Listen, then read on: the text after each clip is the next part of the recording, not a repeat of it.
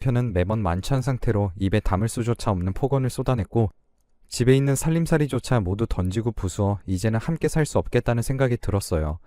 남편과의 이혼을 결심하고 도장까지 찍었는데 덜컥 뱃속에 아이가 생겼다는 것을 알게 되었죠. 아비 없는 자식이라 손가락질 당할까 걱정이 되어 결국 오롯이 아이 하나만을 위해 결혼 생활을 이어나가기로 했습니다. 남편과의 원치 않는 부부 생활을 이어나갈 수밖에 없었습니다. 아이가 태어나고 정신을 차렸는지 외박 횟수도 서서히 줄어들고 술을 마시고 손 찍어마던 나쁜 버릇도 사라져서 이 원수가 철이 드나 이런 생각을 잠깐 가지기도 했었습니다. 그렇게 평화를 찾아가던 중이었어요. 딸이 초등학교를 들어가게 되었고 남편과 함께 입학식도 가고 짜장면도 먹고 남부럽지 않는 따뜻한 하루를 보내게 되었습니다. 8년이라는 시간 동안 남편이 착실해지는 것을 보며 평온한 삶을 살게 된 것에 감사했습니다.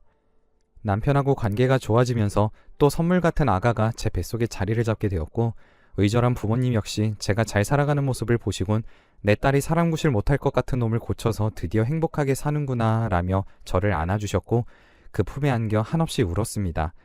그 품이 너무 따뜻해서 기억이 선명하네요. 늦은 나이에 가진 복덩이라 그런지 입덧이 제법 심해 물 한 모금을 넘기는 것조차 너무 버거워 밖에 출입이 어려워졌습니다. 고맙게도 남편은 그런 저를 위해 딸의 보호자 노릇을 톡톡히 해나갔고 시간을 쪼개 저와 병원도 다녀주고 그러더군요.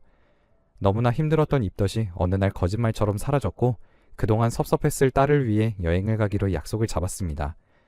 오랜만에 떠나는 장거리 여행에 속이 메스꺼리긴 했지만 마냥 행복해하는 딸을 보니 기분이 좋더군요. 장거리 여행이 지칠 법도 한데 남편 역시 오래간만에 떠나는 길이라 신나 보였고요. 방학 때라 그런지 바닷가의 인파가 대단했고 저희는 서둘러 방을 구하러 다녔지만 사람이 많은 만큼 숙소를 구하기가 쉽지 않았어요. 한참을 찾아도 민박집은 구하기 어려웠는데 운이 좋았는지 정돈 잘된 말끔한 민박집에 짐을 풀 수 있었죠. 한참 짐을 풀고 있을 때 익숙한 목소리가 하나 들리더라고요. 어머, 혜진이 어머님 아니셔요? 익숙한 목소리에 뒤를 돌아 확인하니 큰아이의 선생님이 밝은 미소를 지으며 절 보고 있더군요. 반가운 마음에 전 맨발인 것도 잊은 채 마당으로 뛰어내려갔습니다. 양양 한가운데서 그것도 같은 민박집에서 큰아이의 선생님을 보게 될 줄은 상상도 못했거든요. 선생님은 둘째가 생겼다는 소식을 들었다며 늦게나마 축하한다며 마당에 맨발로 나오면 다친다며 걱정을 해주더군요. 정리를 얼추 맞추고 나온 남편은 비키니를 입은 선생님을 마주하고는 가볍게 인사를 한 뒤 방으로 다시 들어가더라고요. 아무래도 아이의 선생님인지라 눈을 어디다 둬야 할지 모르는 것 같았어요. 선생님과 짧은 인사를 나눈 후 방에 들어가 보니 남편은 교사가 아무리 휴가를 와도 저렇게 입고 다녀도 되느냐 라며 인상을 찌푸리더군요. 저는 고지식한 남편의 이야기에 미소를 지으며 선생님도 여자고 자유시간에는 편히 즐겨야지 그게 언제의 사고방식이냐며 핀잔을 줬죠. 그 후 잠이 밀려와 낮잠을 자게 되었죠.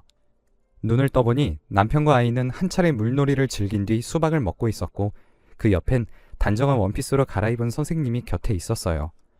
뽀얀 피부에 매력적인 눈웃음을 가진 선생님을 보고 있자니 여자로서 어느새 젊음이 많이 사라진 제 모습이 초라해졌어요. 아이의 엄마가 되니 배는 쩍쩍 갈라졌고 늘어난 체중에 탄성을 잃은 팔뚝을 보고 있자니 남편 때문에 잃어버린 내 젊음이 하염없이 아까워졌지만 그래도 축복같이 아이를 품에 안게 되었고 늦게 철이 들긴 했지만 그래도 노력하는 남편을 보니 아쉬운 마음은 어느새 멀리 가고 위안이 찾아왔어요. 그런데 그 여행을 다녀온 후 남편의 태도가 조금씩 바뀌더군요.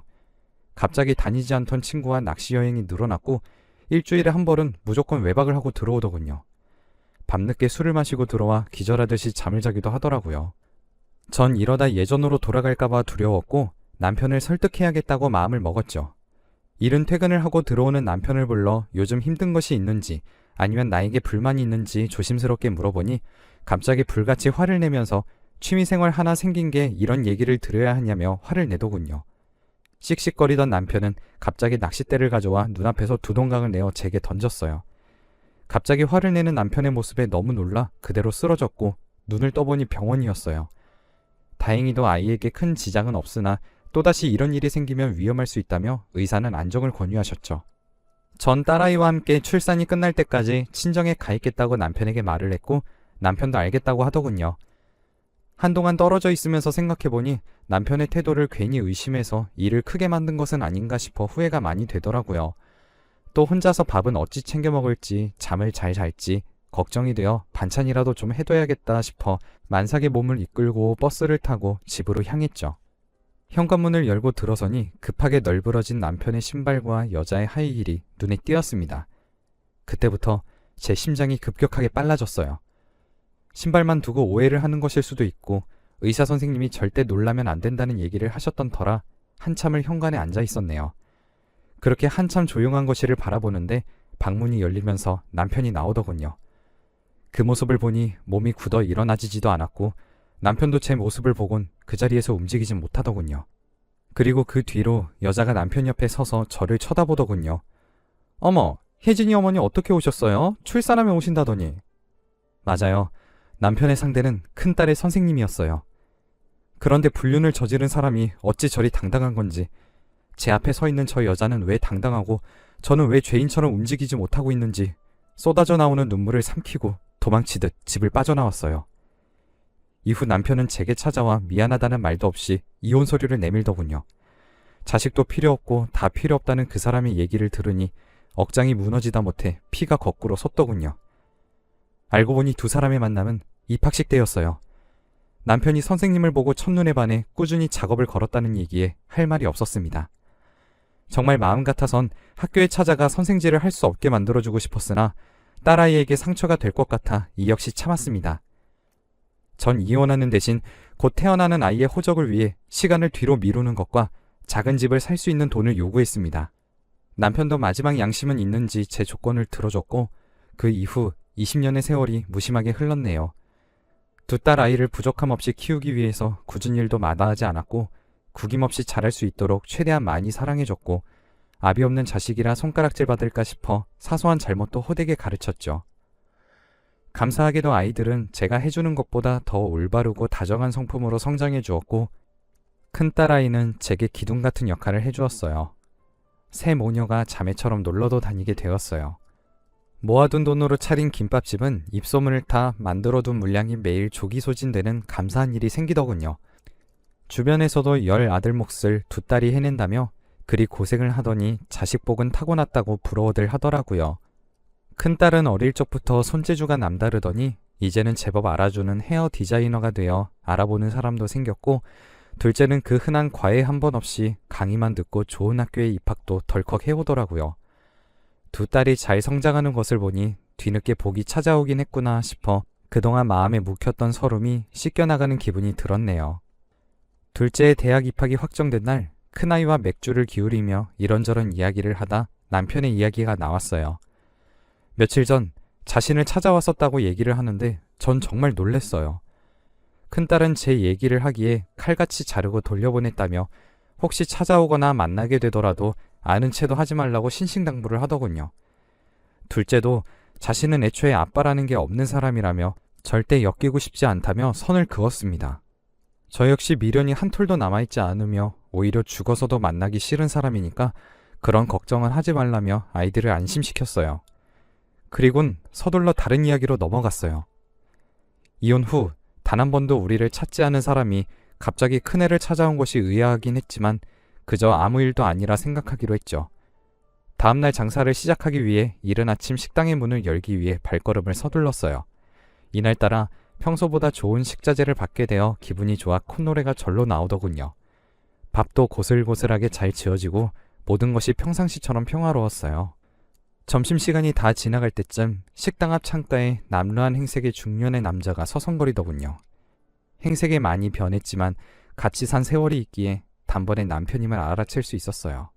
서로 눈이 마주쳤지만 너무 화가 나고 당황스러워 그 사람을 못 본 척하며 장사를 이어갔는데 남편은 하염없이 기다리고 있더군요.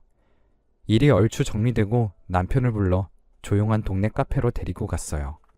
예전부터 친분이 있는 언니라 제 표정을 보더니 심상치 않음을 느끼고 조용히 자리를 피해주더군요. 20년이 지난 이후 남편을 마주보고 있자니 잊은 줄 알았던 예전 기억이 생생하게 떠오르며 주체할 수 없이 화가 밀려 올라왔어요. 간신히 화를 참으며 무슨 일로 왔냐고 쏘아붙이니 한참을 말없이 바닥을 보던 남편이 지난날에 자신이 못되게 굴어서 미안하다 사과를 하더군요. 전 너무 화가 나 그 얘기가 지금 무슨 소용이냐며 그건 예전에 당신이 날 학대하고 방치하고 바람을 폈었던 그때 했어야 한다며 소리를 질렀어요. 손이 바들바들 떨리고 숨이 쉬어지지 않고 가슴이 답답해지는 통증이 잠시 스쳐 지나가니 아직도 내가 이 사람 때문에 화를 내고 있구나 싶어 어이가 없어 실소가 터져나오더군요. 화를 내는 내 모습이 어이가 없으면서도 화가 났지만 궁금증이 생기더군요. 사과를 하기 위해 굳이 찾아왔을 것 같지 않았거든요. 그래서 사과나 하자고 찾아온 것 같지는 않고 우리한테 갑자기 모습을 보인 이유가 뭐야? 라고 물었죠. 한참을 뜸을 들이던 그 사람은 제게 여유가 있거든 6천만 원만 빌려달라고 하더군요.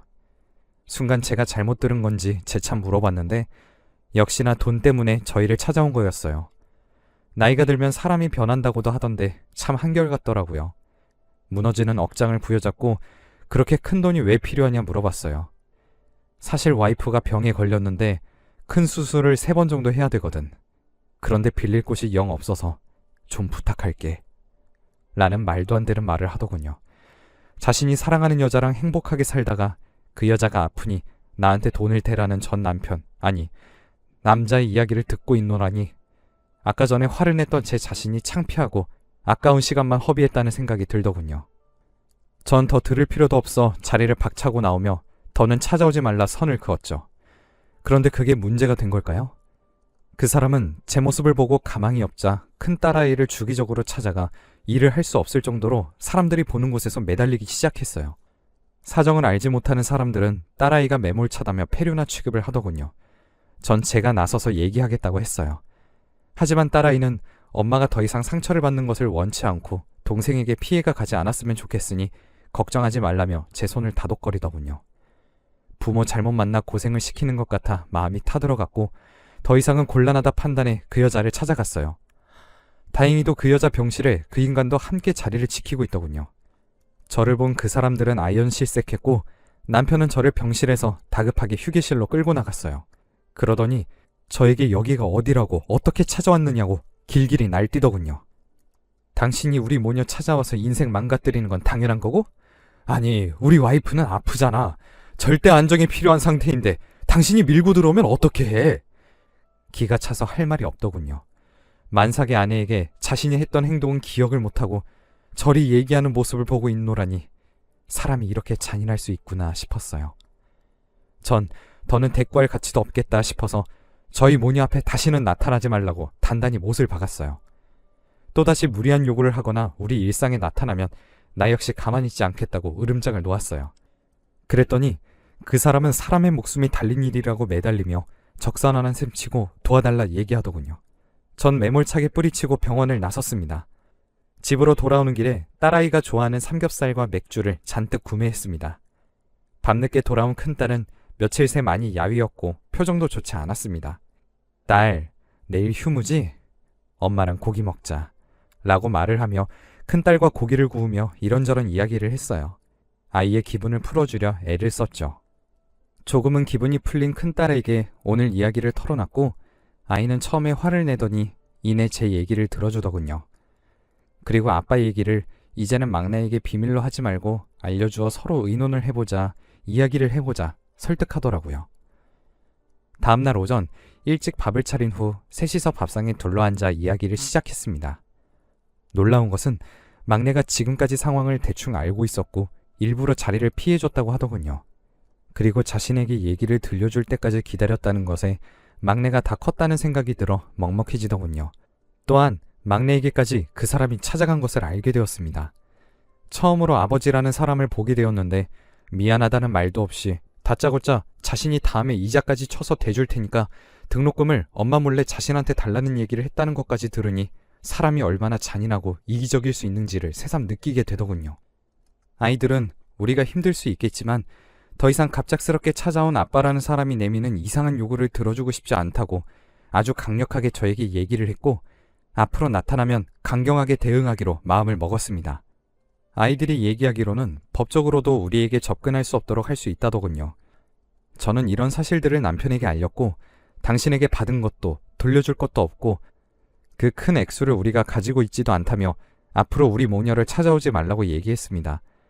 처음에는 사정사정 하더니 도저히 안 될 것을 직감했는지 욕설과 저주를 제게 퍼붓더군요.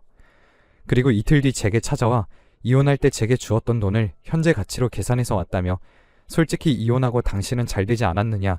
내가 둘째 호적까지 올려주느라 와이프한테 신경을 못 써준 게 미안해서 그러니 이제라도 그 돈을 회수하겠다며 난리를 치더군요.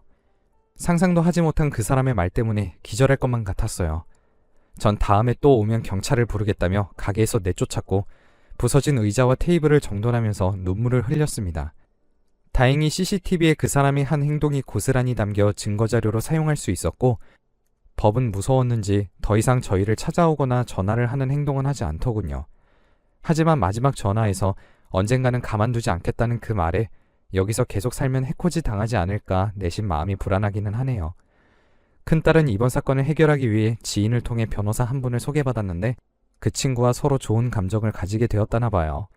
서두르지 않고 오랜 시간을 서로 의지하면서 신중하게 결혼을 생각해보고 싶다며 저에게 조심스럽게 물어보더군요. 혹시 아이 아빠 때문에 남자에 대해 좋지 않은 시선이 생기거나 남성이라는 자체를 혐오하게 될까봐 걱정했는데 참 다행이에요. 막내는 정신없는 와중에도 좋은 학점을 거둬 장학금을 받아왔다며 제게 내밀었습니다. 아이들이 힘든 순간에도 자신의 삶을 개척해 나가는 모습을 보니 마냥 고맙기만 하네요. 딸들은 엄마 옆에 든든한 사람이 생겨서 지켜줬으면 좋겠다고 재혼을 권하고 있네요. 저는 우선 막내가 사회의 자리를 잡고 난 후에 손주를 보고 싶다며 아이들을 다독였고요. 앞으로 살면서 저와 맞는 인연이 있다면 아이들의 허락을 받은 사람과 노년을 늙어가도 좋겠다.